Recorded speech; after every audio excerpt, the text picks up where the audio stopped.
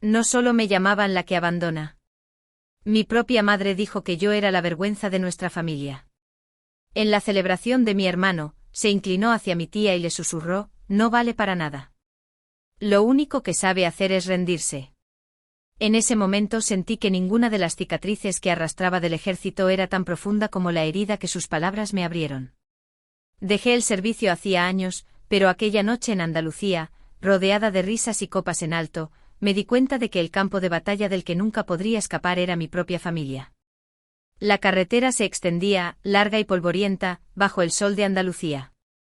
Cada kilómetro me acercaba más al pueblo que una vez llamé hogar. Me llamo Clara García, tengo 35 años y soy una antigua oficial del ejército de tierra que cargaba con heridas que no se podían ver. Sin embargo, en este pueblo, nada de eso importaba. Para ellos, yo no era una veterana. No era alguien que había servido a su país. Era solo una palabra, la que abandona. Cuando crucé el umbral de la puerta de mi madre, la escena era dolorosamente familiar. Ella se afanaba en la cocina, con la voz aguda de orgullo mientras elogiaba a mi hermano, Marcos. Marcos había pasado un corto periodo en la reserva, nunca entró en combate, pero a ojos de ella, él era el brillante emblema de honor de la familia. La observé mientras le entregaba el reloj de plata de mi difunto padre, el que había pasado de generación en generación. Se lo apretó en la palma de la mano como si lo coronara heredero del legado de nuestra familia. Me senté en silencio en un rincón del salón, sintiendo como el peso de ese momento se hundía en mí como una piedra. Mi silla parecía más pequeña, como si yo fuera solo una sombra en la mesa de mi propia familia. No recibí ni una palabra de reconocimiento, ni una mirada que me dijera que pertenecía a ese lugar. Entonces vi el sobre encima de la encimera. Mi nombre estaba escrito en él con la caligrafía pulcra de mi madre. Dentro había una invitación a una gran reunión familiar en el único salón de celebraciones del pueblo. Una fiesta, había escrito, una noche para que los García se reúnan. Por un brevísimo segundo, pensé en romperla en dos. Podría no ir, ahorrarme la humillación, pero la idea me golpeó con fuerza. Si no iba, dirían que me estaba escondiendo, dándoles la razón una vez más. Así que volví a dejar el sobre en su sitio y no dije nada. El aire a mi alrededor se sentía denso, opresivo, cargado de un juicio del que no podía escapar. Las paredes parecían resonar con acusaciones no dichas, e incluso el silencio me resultaba asfixiante. La noche que me esperaba prometía algo más que comida y risas. Prometía una tormenta, y yo sabía que estaba a punto de caminar directamente hacia su epicentro. Cuanto más me acercaba en coche al salón de celebraciones, más pesado sentía el pecho. El brillo de las luces de neón a lo lejos se desdibujaba entre recuerdos que no podía apartar. No había dejado el ejército por ser débil. Lo había dejado porque un accidente durante unas maniobras casi me destroza la columna vertebral. Seguir en primera línea habría significado arriesgarme a una silla de ruedas antes de cumplir los 40. Así que elegí otra forma de servir, me volqué en desarrollar tecnología médica para veteranos. Un recuerdo se aferraba a mí como un salvavidas, el día que un sanitario militar sobrevivió gracias a un botiquín de campo que yo había diseñado. Verle volver a respirar contra todo pronóstico me llenó de orgullo. Pero mi familia nunca quiso escuchar esa parte. Para ellos, lo único que veían era que yo me había marchado. En la celebración, me senté en silencio en un extremo de la larga mesa.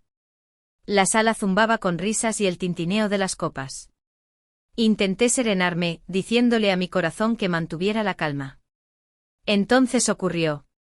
Una vecina se inclinó hacia adelante con una voz lo suficientemente alta para que todos la oyeran.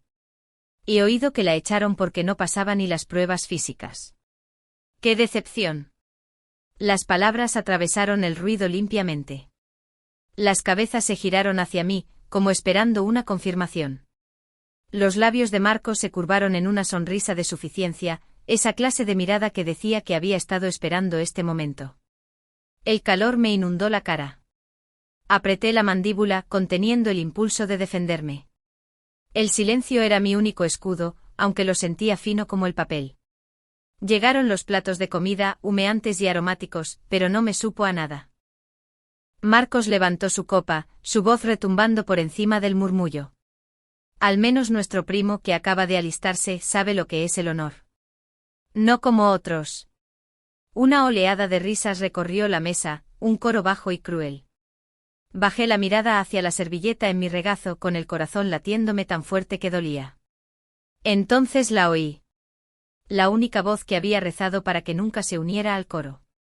La de mi madre. Se acercó a mi tía, pero sus palabras cortaron el aire, tan afiladas como cualquier cuchilla. No vale para nada. Lo único que sabe hacer es rendirse. Me quedé helada. Fue como si alguien me hubiera abofeteado allí mismo, delante de todo el mundo. Tragué saliva, con un sabor metálico en la lengua, y no dije nada. La cena continuó con risas y conversaciones arremolinándose como si nada hubiera pasado.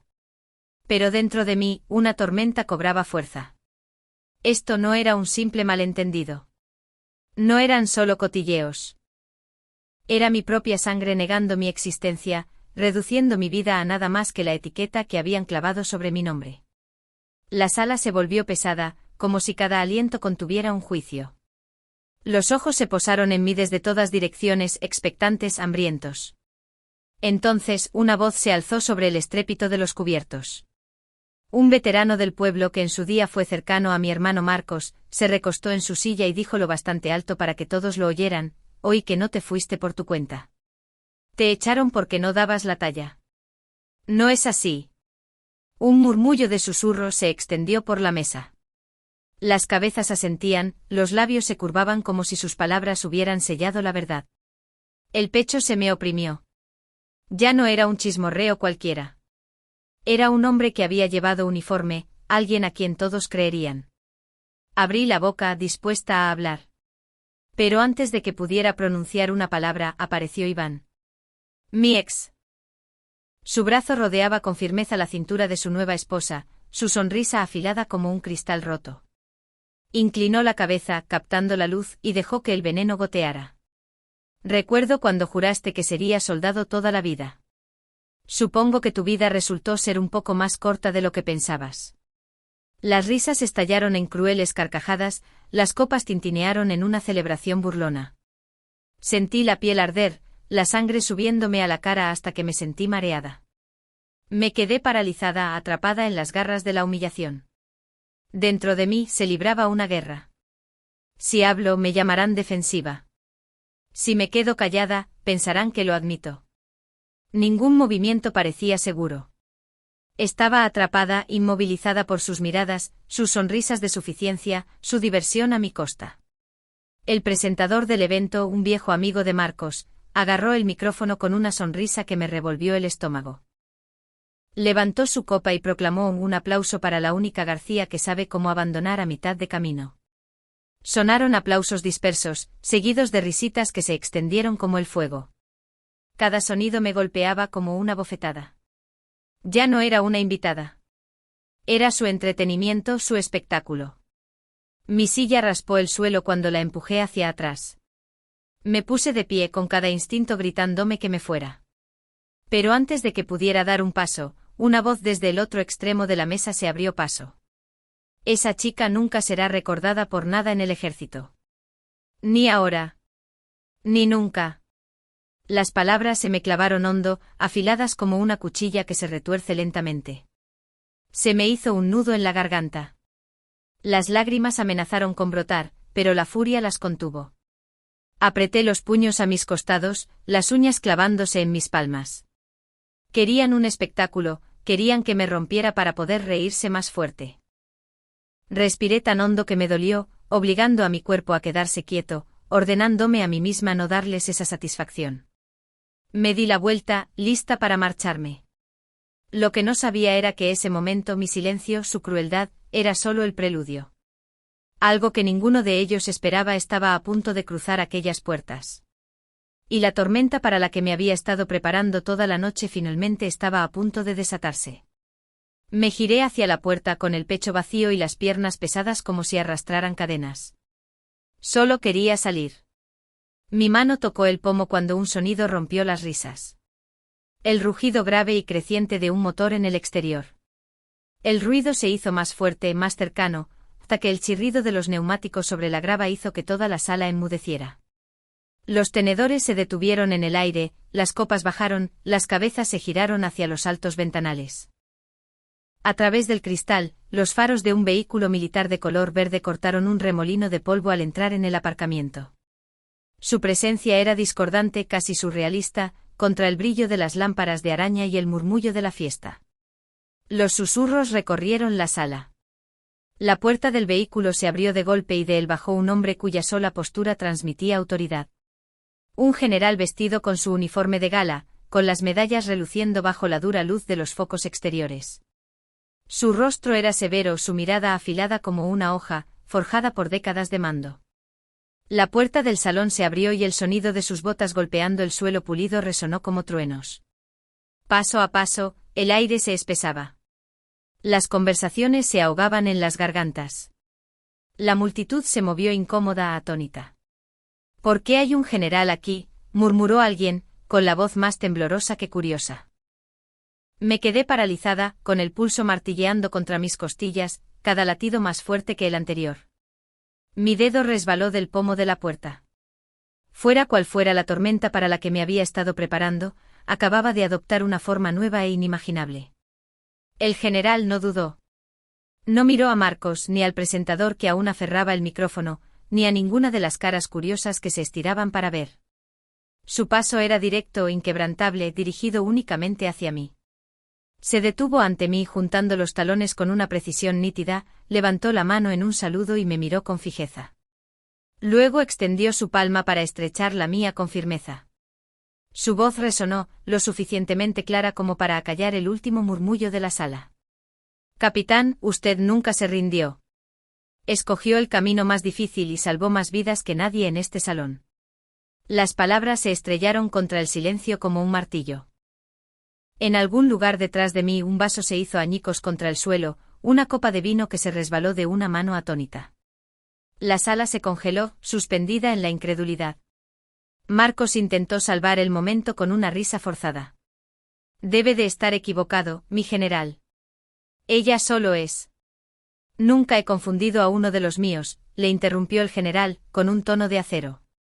Su mirada recorrió la sala como si desafiara a cualquiera a discutir.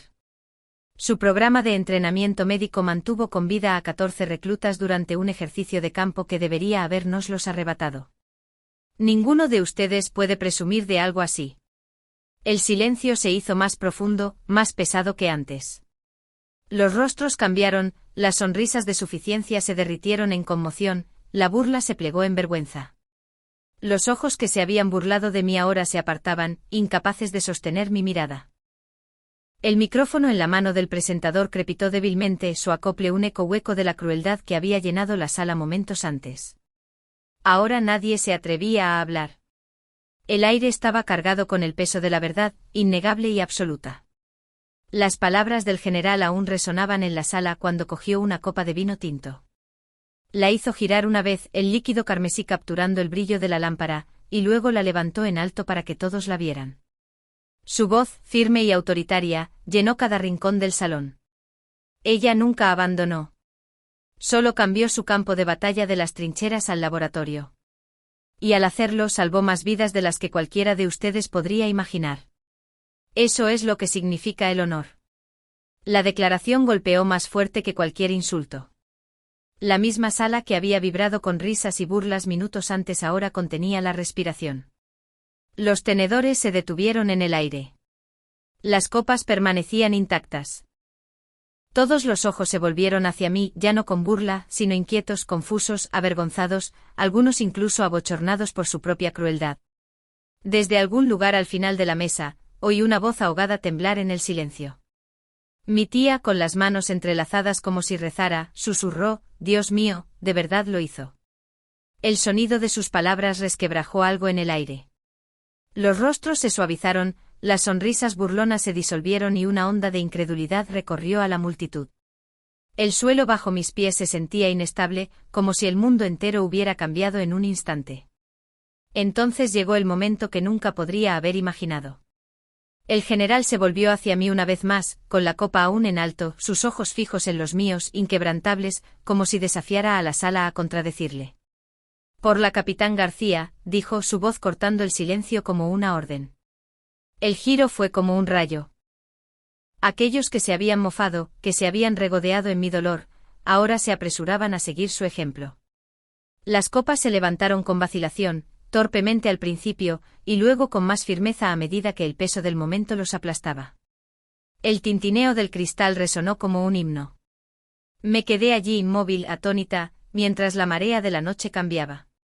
Hacía solo unos minutos, yo había sido el blanco de todas las bromas, la mancha negra de la familia. Ahora, por una sola copa levantada, me había convertido en el centro del honor. Las mismas voces que me habían ahogado en ridículo ahora estaban en silencio, forzadas a un respeto a regañadientes. Era como si la propia sala hubiera girado sobre su eje. Por primera vez en años, no era invisible. No era una decepción. Y no era su chivo expiatorio. Me veían. Y esta vez, no podían apartar la mirada. El rostro de Marcos se puso carmesí, su risa forzada tan frágil como el cristal. Es solo un malentendido, balbuceó, sus palabras tropezando en el denso silencio. Sus ojos se desviaron hacia el general y luego se apartaron, buscando una escapatoria que no existía. La mirada de mi madre cayó a su regazo, sus manos retorcían la servilleta hasta casi romperla. No podía mirarme ni por un segundo. La vergüenza se posó sobre ella como una sombra de la que no podía huir. En un rincón, Iván se movió incómodo, sus brazos se deslizaron de la cintura de su esposa. La arrogante confianza que había lucido como una armadura toda la noche se había desvanecido. La arrastró hacia el fondo del salón, sus pasos pequeños y rápidos, como si la retirada pudiera borrar la crueldad de sus palabras. Me levanté lentamente, las patas de la silla raspando el suelo de madera, un sonido más fuerte que cualquier grito. Recorrí la sala con la mirada, la familia que había dudado de mí, los vecinos que habían susurrado, los amigos que se habían reído.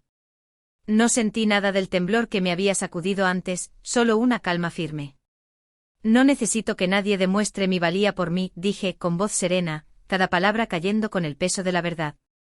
Siempre he sabido quién soy, y esta noche la verdad ha hablado por sí misma. Un silencio más profundo se instaló. Nadie se atrevió a mirarme a los ojos. No fue mi ira lo que lo silenció. Fue el peso innegable de lo que acababa de ocurrir. Habían visto el saludo, oído las palabras del general, y ningún argumento podía borrarlo.